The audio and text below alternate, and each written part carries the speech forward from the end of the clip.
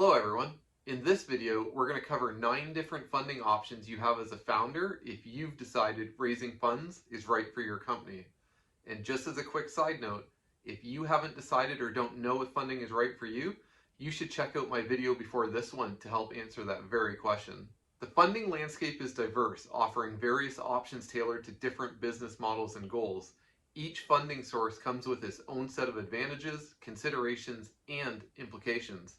Understanding the nuances of each option is critical for aligning your business with the right source of capital.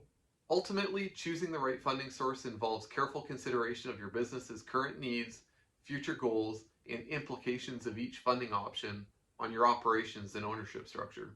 Last thing before we dive into the 9 funding sources, you need to make sure you understand where your business is in respect to the startup lifecycle. This is really important because of the different types of funding avenues generally specialize in a different part of that life cycle.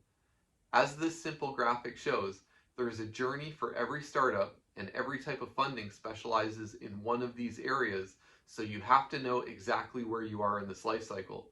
As a side point, there are more stages than shown here, so dig in to assure you know exactly where you are currently. All that said, let's get into the 9 types of funding options you have as a founder. The first one, bootstrapping. Bootstrapping is a method of starting and growing your business without external funding. In essence, it involves using the resources and revenue generated by the business itself to fund its operations and expansion. You are most likely doing this now. If you are funding your business with your own savings or revenue generated from the business, you are bootstrapping. Friends and family. Just as it sounds, the friends and family round is when you seek financial support from friends and family members who believe in the startup's potential. This is often the very first round for most companies, as friends and family are the people who already know, like, and trust you. If you can't close these people on believing in your vision, you'll have trouble convincing anyone else, so I would suggest you start here. Venture capital. Venture capital is a form of financing that is provided by professional investment firms to startups and small businesses with high growth potential. They manage pool funds from various sources such as institutional investors, wealthy individuals, and corporations that they invest in funds in promising ventures in exchange for equity in the company. It is important to note that not all businesses are suitable for VC funding. Venture capitalists often seek companies with disruptive technologies, scalable business models, and potential for significant market impact. Angel investors. An angel investor is an individual who invests their personal funds in startups and small businesses, typically in exchange for equity in the company. Angel investors are often entrepreneurs or retired business executives who not only provide capital, but also contribute their expertise, experience, and industry connections to help the startup succeed. The idea here is that their combination of financial support and mentorship contributes to the growth and success of the emerging business. Corporate investors, sometimes called strategic investors or corporate venture capitalists, are companies and corporations that invest directly into startups or other emerging businesses. Unlike traditional venture capitalists or angel investors, corporate investors are typically established companies seeking strategic benefits from their investments beyond financial returns. These type of investors play a significant role in the startup ecosystem by providing funding, industry expertise, and strategic partnerships that can contribute to the growth and success of the emerging business. Bank loans.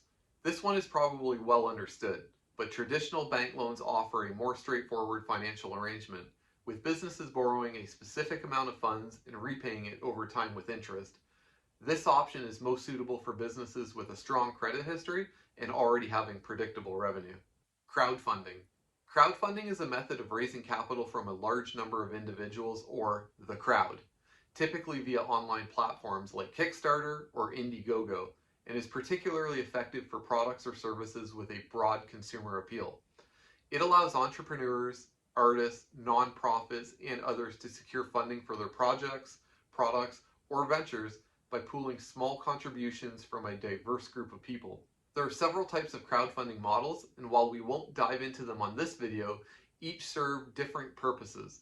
Crowdfunding is interesting as an option because it has democratized the funding landscape, enabling a wide range of projects to come to life by tapping into the collective power of the crowd.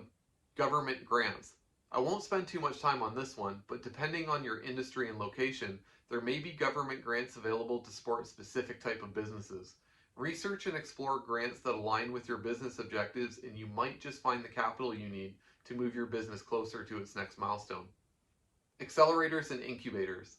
Accelerators and incubators are programs designed to support the development and growth of startups, providing them with resources, mentorship, and networking opportunities. While both play a role in fostering entrepreneurial success, they have distinct characteristics and purposes. Incubators are more focused on the early stages of startup development, providing a supportive environment for idea validation and product development. Accelerators, on the other hand, are geared towards startups that are ready to scale quickly, offering a more intense and time-limited program to help them achieve rapid growth and attract further investment. Both models contribute significantly to the ecosystem by fostering innovation and supporting the success of the new business. As a bit of bonus information, in addition to the types of funding we've reviewed, two other types to note. While not exactly funding sources, the difference between seed funding and series funding is noteworthy in this conversation. Seed funding refers to the initial capital that a startup raises to support its early stage development and operations. This funding is typically secured during the seed stage of the company's life cycle, which is the initial phase after the formation of the business. This type of funding is a crucial step in the fundraising journey for startups, helping them bridge the gap between the initial idea and the later stages of growth. It provides the financial support needed to prove the concept, attract additional investors, and move closer to achieving long-term sustainability. Series funding, or Series A, B, and C funding, for example, are the series of funding representing different rounds of financing that a startup may go through as it progresses and achieves various milestones. Each series involves an infusion of capital from investors in exchange for equity, helping the startup advance to the next stage of development. As the rounds advance, the startup is expected to achieve increasing levels of maturity, market presence, and financial stability. When thinking about what type of funding is best for you, consider the trade-offs associated with each funding option. For instance, venture capital and angel investment involve giving up equity, while loans require repayment with interest. Choose the option that aligns with your long-term vision and growth strategy and matches where your business is in the startup life cycle. I hope this video gave you something to think about, and if you found it insightful, you should check out my ebook. I put the link in the description below. It covers the first 10 things I would address when helping an organization guide through or plan for a growth phase in their startup.